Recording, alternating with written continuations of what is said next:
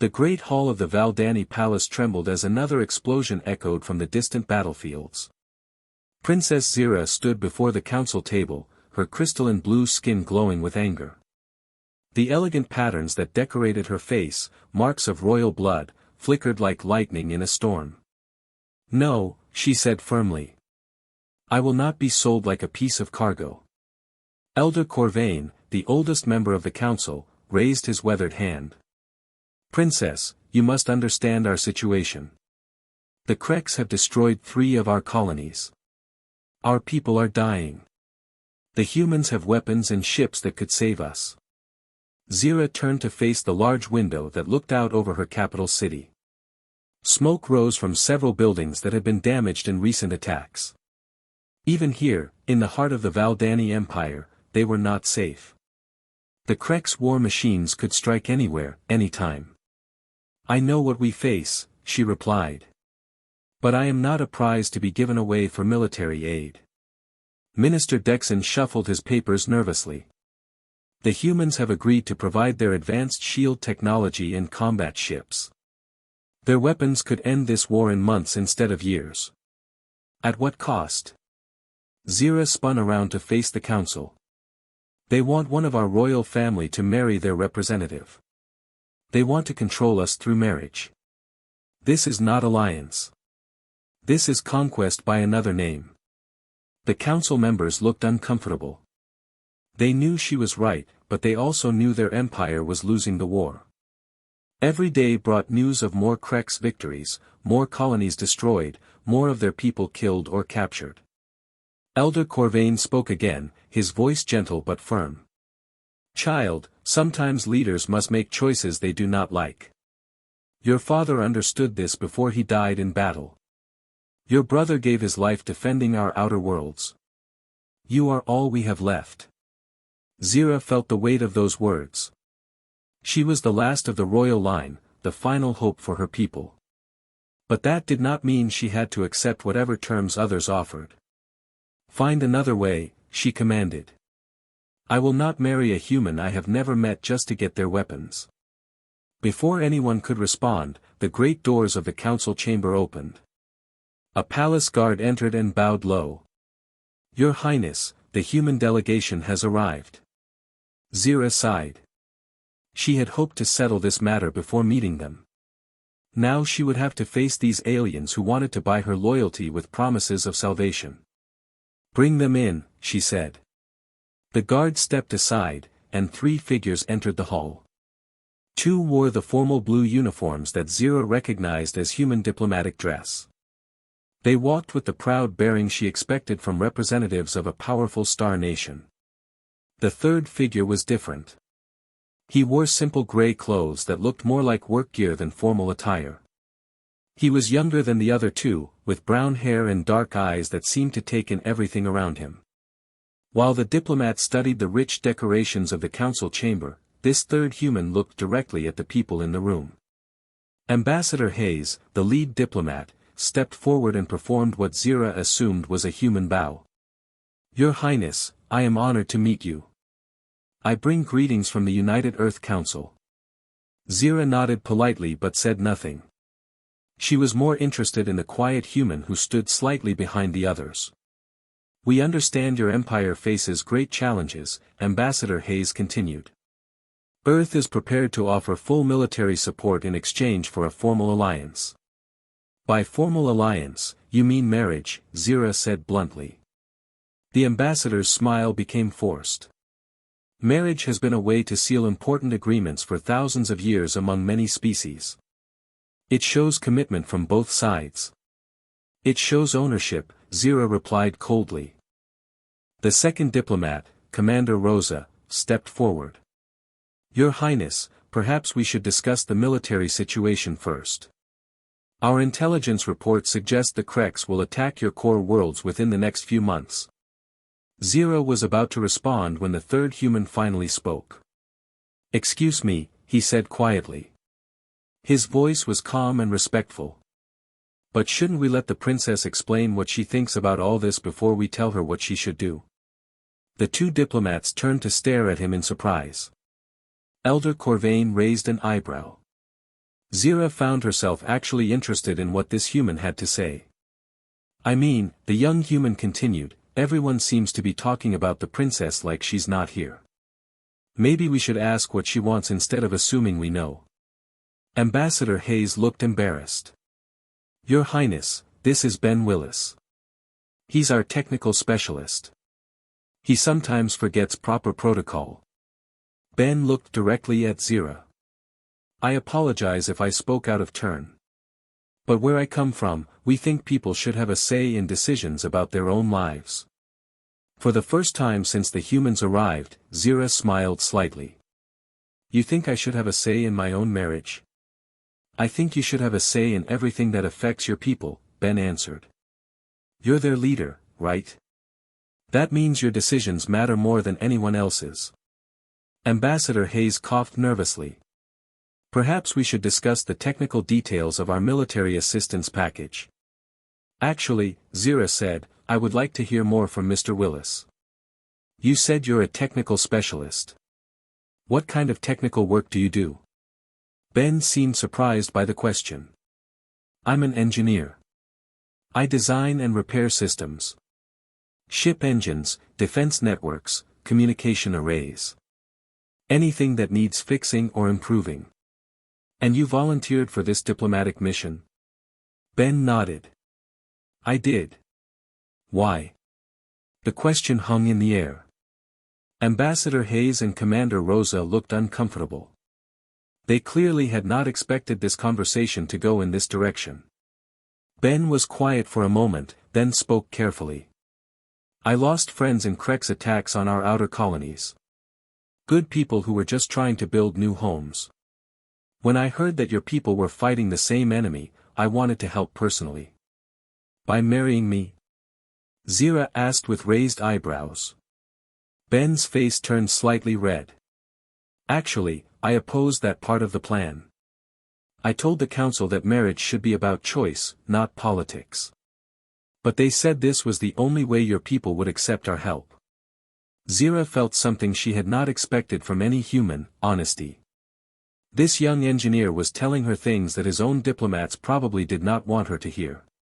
So you came here against your own beliefs, she asked. I came here because your people need help, and we can provide it, Ben replied. I hoped there might be a way to do that without anyone being forced into anything they don't want.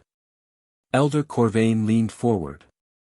Young human, you seem to misunderstand the situation. We are not forcing anyone. Princess Zira has a choice. Does she? Ben asked. From what I understand, you need our military technology or your people will be conquered. That's not really a choice. That's blackmail.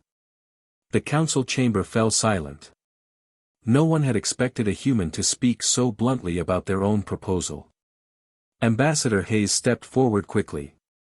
Mr. Willis sometimes speaks without thinking about diplomatic consequences. No, Zira said firmly. Let him speak. I want to hear what he thinks.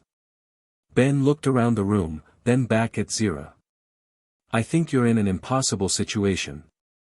You need our help to save your people, but you don't want to give up your freedom to get it.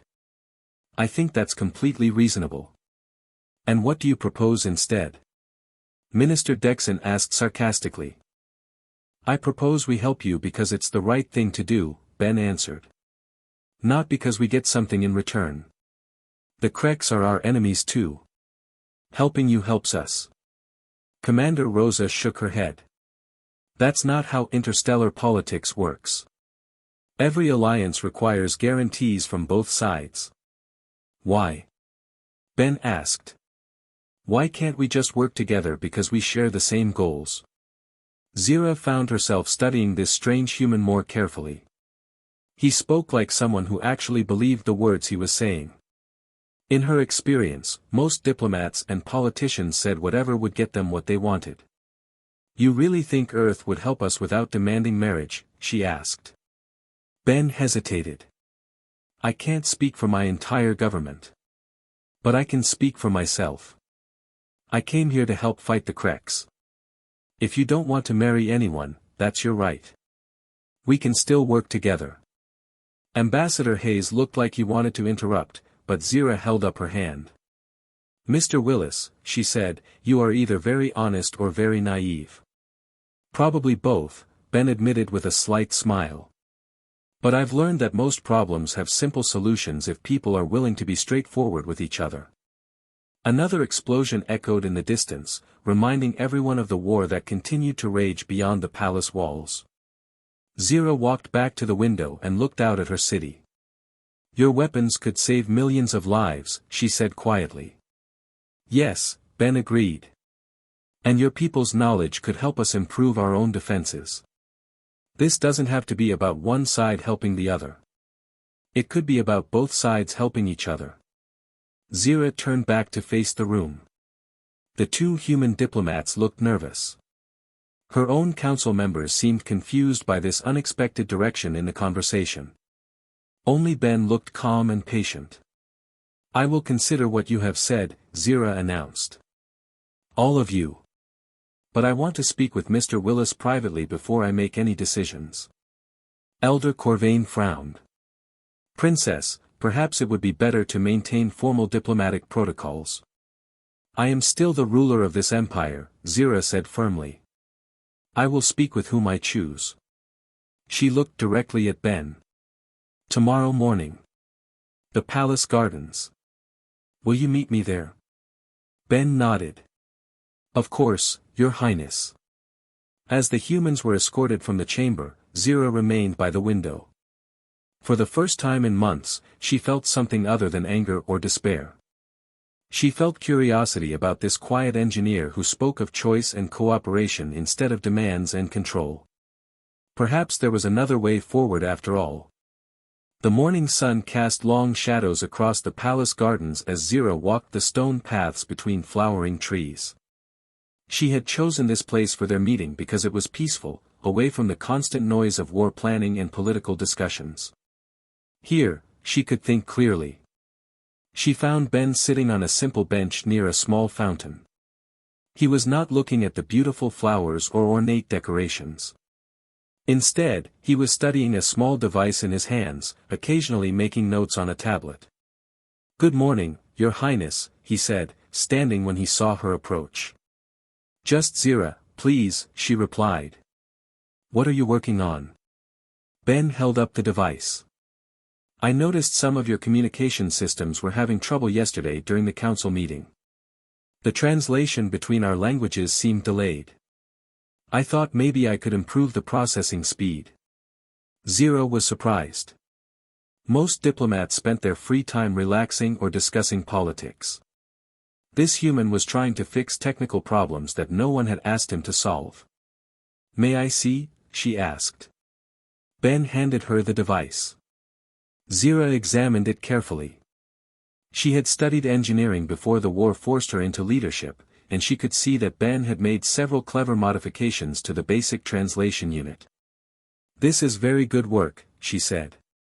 "Where did you learn to do this?" "My father was a repair technician on a mining station," Ben replied. "He taught me that every problem has a solution if you understand how things really work. Sometimes the solution is simple, sometimes it's complex, but it's always there." They sat down together on the bench. Zira found Ben easy to talk with, unlike the formal conversations she usually had with diplomats and government officials. "Tell me about your home," she said. "What is Earth like?" Ben smiled. "Very different from here. We have one sun, not two like your system. Lots of water, many different climates. But people are pretty much the same everywhere, I think. They want safety for their families, meaningful work, a chance to build something better than what they had before. Even humans want those things. Especially humans," Ben laughed. "We're not very different from your people, Zira. We get scared, we get angry, we make mistakes. But we also hope for better things and try to help each other when we can." A palace guard approached and bowed to Zira. "Princess, there is a problem in the engineering section. The new human equipment is not connecting properly with our systems. The technicians are arguing." Zira stood up with a sigh. I suppose I should go deal with this. Mind if I come along? Ben asked. Maybe I can help. They walked together through the palace corridors to the engineering levels. Zira could hear the problem before they reached the main workshop. Voices were raised in frustration, and someone was clearly very angry. Inside the workshop, a group of Valdani technicians stood on one side of the room while 3 human engineers worked on the other side. Between them was a collection of equipment that should have been working together but clearly was not. The problem is their power systems, one of the human engineers was saying. They use a completely different energy frequency. Our equipment cannot adapt to their specifications. The problem is your equipment, a Valdani technician replied angrily. You design everything for human systems and expect us to change everything to match. Actually, Ben said quietly, the problem is that nobody asked the equipment what it wants to do. Everyone turned to look at him. The comment was so unusual that it stopped the argument completely. Ben walked over to the equipment and began examining connections. See, you're trying to force 2 different systems to work the same way. But what if instead of changing either system, we built a bridge between them? He picked up some basic components and started connecting them in a pattern that neither group had considered. Zira watched with interest as Ben created what looked like a translation device for the equipment itself. The human power system speaks one language, Ben explained as he worked. The Valdani system speaks another language. Instead of making them speak the same language, we can teach them both to understand a third language that works with both. Within an hour, Ben had created a functioning interface that allowed all the equipment to work together smoothly. The human engineers looked impressed. The Valdani technician seemed amazed. How did you know to do that? Asked Talon, one of the younger Valdani engineers. I didn't know, Ben admitted. I just tried different things until something worked. That's how most engineering gets done, actually. Try something, see if it works, if not, try something else. Talon laughed. My supervisor always tells us we must plan everything perfectly before we start. Planning is good, Ben agreed. But sometimes you have to be willing to change the plan when you learn something new. As they walked back through the palace, Zira found herself thinking about Ben's approach to problem solving. He did not try to force solutions. Instead, he looked for ways to make different things work together. You did something interesting back there, she said. Just basic engineering, Ben replied. Nothing special. You made 2 groups stop fighting and start working together. That seems pretty special to me. Ben was quiet for a moment. I think people usually fight because they're afraid of losing something important. If you can show them a way to keep what they value while still getting what they need, the fighting usually stops. Over the next several days, Zira began following Ben as he worked throughout the palace and the surrounding city. She told herself she was evaluating his character to help make her decision about the alliance. But really, she was curious about this human who seemed so different from what she had expected. Ben spent his mornings working with technicians and engineers, helping solve problems with equipment and systems. But he also spent time with ordinary people. He visited the medical centers where wounded soldiers were recovering. He talked with workers who were rebuilding damaged buildings. He even played simple games with children who had been displaced by the war. What impressed Zira most was that Ben treated everyone the same way. He spoke to janitors with the same respect he showed to government ministers. He listened to children's ideas as carefully as he listened to expert opinions. He never seemed to think that his opinions were more important than anyone else's just because he was human. One afternoon, Zira found Ben in the children's section of a refugee center. He was sitting on the floor with a group of young Valdani who had lost their families in Krex attacks. Despite not speaking their language well, he had organized a game that involved building towers with small blocks and then knocking them down in creative ways. The children were laughing and competing to build the most interesting towers. Some of the adults were watching with smiles, the first happy expressions Zira had seen in the refugee center. How did you do this? Zira asked when the game ended and the children ran off to show their parents what they had built. Do what? Ben replied, cleaning up the scattered blocks. Make them happy. These children have been silent and frightened since they arrived here. No one has been able to get them to play or laugh. Ben shrugged. I just showed them that it's okay to build things and knock them down. Sometimes when bad things happen, people forget that they can still create new things. They think everything they build will just be destroyed, so why try? And the tower game changes that. The tower game shows them that they control what gets built and what gets knocked down. They're not helpless. They can make choices and have fun with those choices. Zira realized that Ben was teaching these children the same thing he had tried to teach her on that first day. That having choices was important. That people should have a say in what happened to them. That evening, Zira invited Ben to have dinner with her in her private chambers. Not a formal diplomatic meal, just a simple conversation over food. Tell me honestly, she said as they ate. What do you think about this marriage proposal? Ben put down his fork and looked at her seriously. I think you should only marry someone you choose to marry. Not because of politics or pressure or fear. Marriage should be about two people deciding they want to share their lives. Even if refusing means my people might lose the war. Especially then, Ben replied. If you sacrifice your freedom to save your people, what kind of freedom are you actually saving for them? Zira had been thinking about this question for days. But leaders sometimes have to make personal sacrifices for the greater good. True, Ben agreed. But there's a difference between sacrifice and surrender. Sacrifice is giving up something you value to protect something you value more. Surrender is giving up everything because you think you have no other choice. And you think I have other choices? Ben leaned forward. I think you have more choices than anyone has told you about. I think the people trying to pressure you into this marriage are afraid to consider other options because they're easier to control. Including your own diplomats?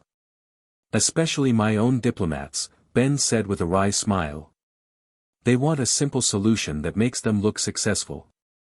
Actually solving problems takes more work than arranging political marriages. Zira found herself laughing, something she had not done in months. This human engineer had a way of making complex political situations sound absurd when he explained them simply. So what would you do in my place? She asked. I would make the decision that lets me sleep well at night, Ben replied.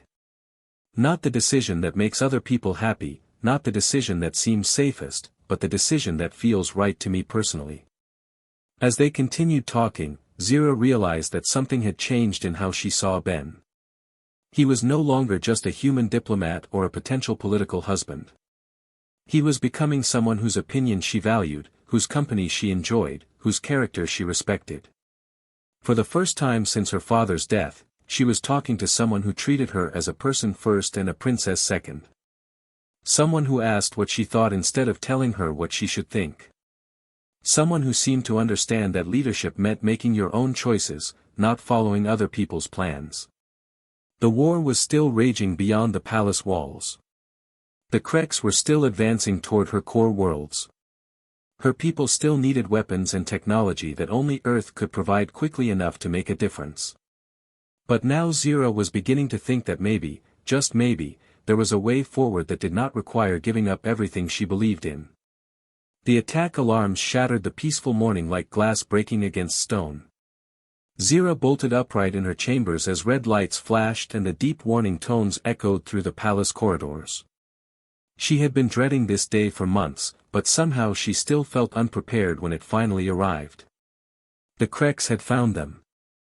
She dressed quickly in her battle uniform and ran toward the command center.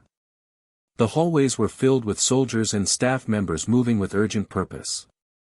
Everyone knew their roles in the defense plan, but plans always looked different when enemy ships were actually approaching your home. In the command center, chaos ruled. Screens displayed incoming Kreks battle fleets, communication channels crackled with reports from defensive positions, and military officers shouted orders over the noise of alert systems. Status report, Zira commanded as she entered. General Voss turned from the main display. Massive Krex force approaching from 3 directions. At least 200 ships, including their heavy assault cruisers. They will reach orbital range in 6 hours. Our defenses? 50 ships, counting the human vessels that arrived yesterday. Our planetary shields are at full strength, but they have brought enough firepower to break through eventually. Ambassador Hayes approached with Commander Rosa behind him. Your Highness, we need to discuss evacuation procedures for essential personnel. I am not evacuating, Zira said firmly. This is our home. We fight here. But if the planet falls, the alliance talks become meaningless, Hayes argued. We need to preserve the political leadership. Before Zira could respond, Ben appeared at her elbow. He was carrying a tablet and looked like he had been running. Sorry to interrupt, he said, but I think I found something important. He showed Zira the tablet screen, which displayed technical readings she did not immediately understand. I was analyzing the Krex attack patterns from their previous battles. They always use the same strategy. General Voss frowned. What strategy? Overwhelming force against the strongest defenses, Ben explained. They expect their enemies to concentrate all their ships in one big defensive formation. Then they just bring more ships and smash through by pure numbers. That is exactly what we are doing, the general admitted. Standard defensive doctrine. Right, Ben said. But what if we did something they do not expect? He manipulated the display to show the approaching Krex fleets and the current positions of the defending ships. Look at their formation. They are expecting us to meet them head-on with everything we have. But what if instead we let them get closer, then hit them from directions they are not watching? Commander Rosa studied the display. You are talking about sacrificing our outer defense lines. That is very risky. Everything is risky right now, Ben replied. But this gives us a chance to use their expectations against them. Zira looked at the tactical display more carefully. Ben's plan was unusual, but it made sense. Instead of trying to win through superior numbers, which they did not have, it relied on superior thinking. Explain it step by step, she ordered. Ben spent the next 20 minutes outlining his strategy. He proposed letting the Krex break through the first defensive line with minimal resistance, drawing them into a trap where smaller, faster ships could attack their supply vessels and command ships while their main force was committed to attacking the planet. The key is coordination, Ben said. Human and Valdani ships working together, each doing what they do best. Your ships are fast and maneuverable. Ours have better long-range weapons. Combined properly, we can hit them where they are not prepared. General Voss looked skeptical. This plan requires perfect timing and communication. One mistake and we lose everything. We are going to lose everything anyway if we fight them the way they expect, Ben pointed out. Zira realized that this moment would define not just the battle, but everything that came after. She could follow standard military doctrine and probably lose, or she could trust this human engineer who thought differently than anyone else she had met. We implement his plan, she decided. Ambassador Hayes looked alarmed. Your Highness, perhaps we should consult with Earth Command before making such a radical change to our defensive strategy. There is no time, Zira replied. And this is my world to defend. The next few hours passed in a blur of preparation. Ben worked directly with both human and Valdani tactical officers to coordinate the complex timing his plan required. Zira found herself impressed by how quickly he earned the respect of professional soldiers who had been fighting this war for years. More importantly, she watched how Ben treated everyone involved in the planning. He listened to suggestions from junior officers as carefully as he listened to senior commanders. When someone pointed out a potential problem with his strategy, he thanked them and worked to fix it instead of defending his original idea. You are good at this, Zira told him during a brief break in the planning session. I am terrified, Ben admitted. I am an engineer, not a military strategist. What if I am wrong about everything? Then we will fail together, Zira said. But I would rather fail trying something that makes sense to me than succeed with something that feels wrong. Ben looked at her with an expression she could not quite read. Is that how you think about the marriage proposal too? Before she could answer, alarms announced that the Krex fleets had reached the outer edge of the system. The battle was beginning. The first phase went exactly as Ben had predicted. The Krex attacked the outer defensive line with overwhelming force, confident that they could smash through and proceed directly to the planet. The Valdani ships offered token resistance, then retreated according to plan. Zira stood in the command center watching the displays as Krex ships advanced toward what they thought was a defeated enemy. She felt sick knowing that this retreat was deliberate, but she trusted Ben's analysis of Krex psychology. Phase 2 begins now, Ben announced. The real battle started as fast Valdani ships emerged from hiding positions behind asteroids and debris fields. They struck at Krex supply ships and troop transports while the main enemy fleet was too far away to help. At the same time, human ships used their superior long-range weapons to target Krex command vessels. The coordination was beautiful and terrible. Human and Valdani crews worked together like they had been training for years instead of days. Ship captains who had never fought side by side anticipated each other's movements and covered each other's weaknesses. It is working, General Voss said with amazement. The Krex are pulling ships back from their main attack to protect their supply lines. But Ben was frowning at his displays. Something is wrong. They are adapting faster than I expected. Look at this formation change. Zira studied the tactical display. The Krex were regrouping into a defensive pattern that would protect their supply ships while still maintaining pressure on the planet's defenses. They have a good commander, she observed. Better than I planned for, Ben agreed. We need to change tactics. To what?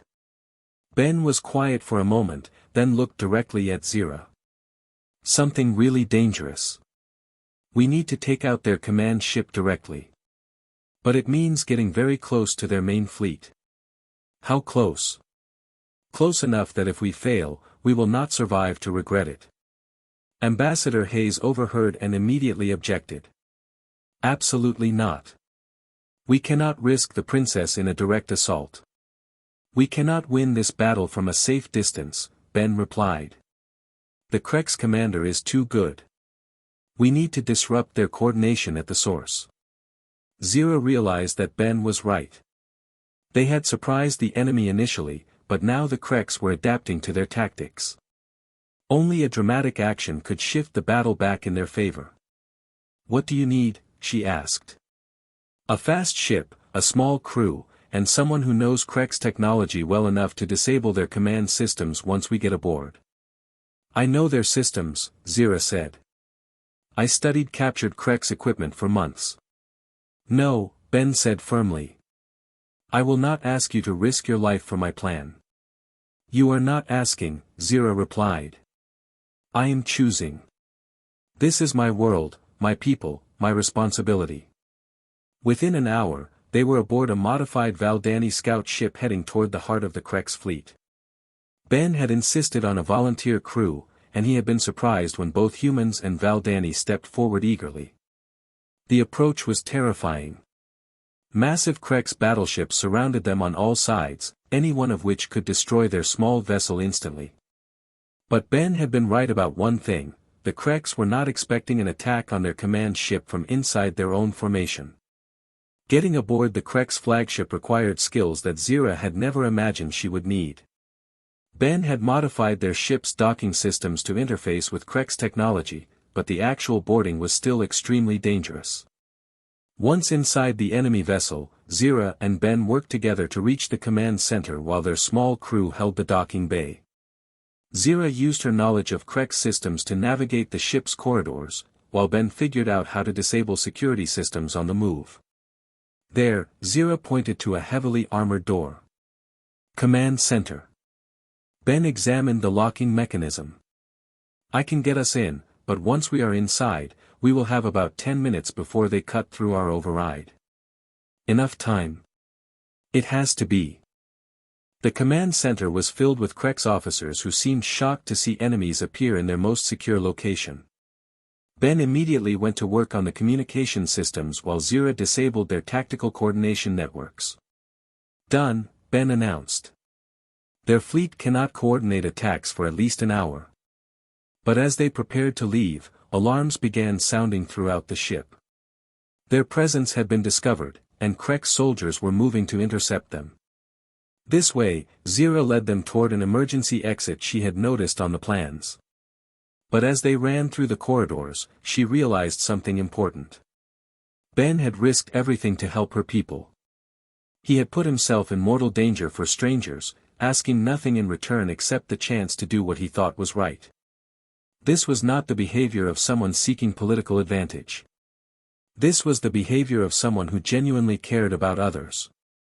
They made it back to their ship just as the Krek's fleet began to lose coordination. Without centralized command, the enemy vessels started making individual decisions that conflicted with each other. The carefully planned Krek's attack dissolved into confusion. Hours later, as the last Krek's ships retreated from the system, Zira found herself alone with Ben in the palace gardens where they had first talked privately. "Your plan worked," she said. "Our plan worked," Ben corrected. "I could not have done any of that without you." Zira looked at this remarkable human who had changed everything about how she saw the galaxy. He had shown her that cooperation was possible between different species, that respect could exist without dominance, that strength could come from understanding rather than force. "Ben," she said quietly, "I have made my decision about the marriage proposal."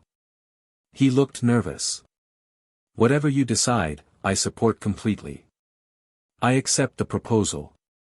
Ben's expression showed surprise, confusion, and something else that might have been happiness. "But not because of politics," Zira continued. "Not because my people need an alliance. Not because anyone expects me to. I accept because I choose to. Because I want to build something new with someone who understands that choice matters." Ben was quiet for a long moment. "Are you sure? You do not have to do this for Earth's help. We will work with your people anyway." "I know," Zira smiled. "That is exactly why I want to marry you." Their wedding ceremony 3 months later combined human and Valdani traditions in ways that surprised everyone. But what surprised people most was how natural it seemed when two different worlds came together through understanding rather than conquest. The alliance between Earth and the Valdani Empire became a model for cooperation that changed how different species related to each other across the galaxy. And it all began with one human who believed that everyone deserved to have choices about their own lives.